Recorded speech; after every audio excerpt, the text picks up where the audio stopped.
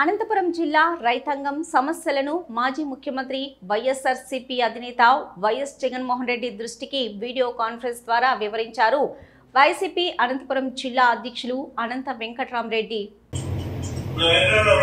Sir, మా పరిస్థితులు అంటే తుఫాను ప్రభావం పెద్దగా మా జిల్లాపైన ఏం లేదు, కానీ వర్షాభావ పరిస్థితి వలన పెద్ద ఎత్తున నష్టపోయాం సార్. ఖరీఫ్లో కానీ పెద్దగా నష్టపోయినాం సార్.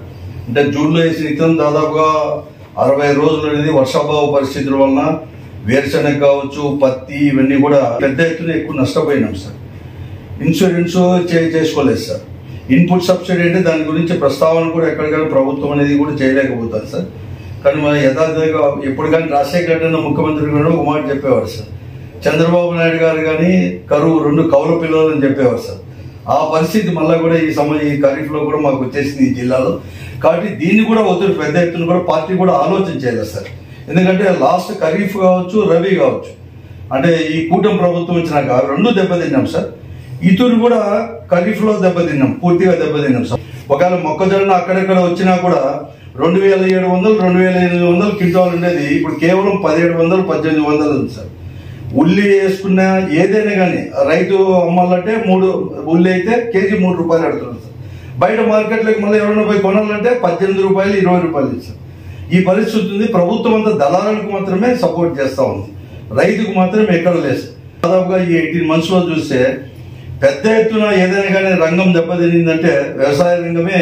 ఈ కూటమి ప్రభుత్వం నిజంగా కూడా పెద్ద ఎత్తున అన్యాయం కూడా జరిగింది సార్. రైతులకు ఎక్కడ కానీ పట్టించుకోలేదు, మాటలకు మాత్రం పరిమితమైంది. అందుకోసమే తుఫాన్తో దెబ్బతినేటితో పాటు ఈ వర్షాభావ పరిస్థితుల వల్ల అనంతపురం జిల్లాలో కూడా, అంటే ఉమ్మడి అనంతపురం జిల్లా కూడా పరిస్థితి కూడా అట్లే ఉంది సార్. కాబట్టి దీన్ని కూడా మనం పార్టీ అనేది కూడా సీరియస్గా తీసుకోవాల్సిన అవసరం ఉంది సార్. ఎందుకంటే లాస్ట్ 1.5 years నుంచి అంటే 2 ఖరీఫ్లు పోయినా సార్ ఈ ప్రభుత్వం వచ్చిన తర్వాత. ఎక్కడ కానీ ఇన్పుట్ సబ్సిడీ లేదు, ఇన్సూరెన్స్ లేదు, ఏది కానీ పరిస్థితి మాత్రం ఎక్కడ కానీ ఇవ్వలేదు, దాని ప్రస్తావన లేదు సార్. నిన్న కూడా చంద్రబాబు నాయుడు గారు ఎవరైతే ఇన్సూరెన్స్ చేసినారో వారికి నష్టం జరిగింటే నష్టపరిహారం కట్టిస్తామంటున్నాడు. కానీ అందరికీ మనం అప్పుడు మీరు ముఖ్యమంత్రిగా ఉన్నప్పుడు ఎలా అయితే మనమే ప్రీమియం అనేది కూడా కట్టుకోలేదు చేస్తాం, అటువంటి పరిస్థితి లేకోకుండా పరిస్థితి కూడా ఉంది సార్. దీని గురించి కూడా మన కరువుల గురించి కూడా, అంటే మా అటువంటి జిల్లా ఉంది సార్. కాబట్టి దీనిపైన కూడా మనం అడ్రస్ చేయాల్సిన అవసరం ఉంది సార్, మనం అంతా కూడా పెద్ద ఎత్తున కూడా.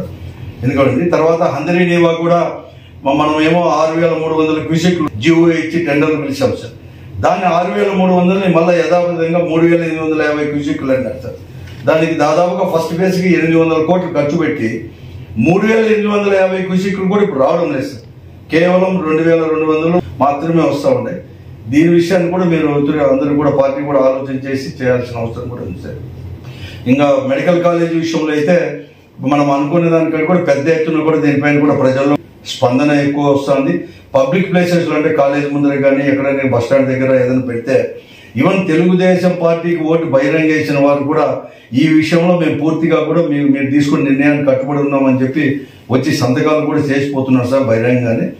తర్వాత మీరు చెప్పినట్టుగా 11వ తేదీ కానీ ఎక్కడైనా కానీ డేట్ ప్రకారం కూడా మీరు చేస్తే దానికి కూడా ఉండి కట్టుబడి కూడా చేసేదాన్ని సిద్ధంగా ఉన్నాం సార్. అంత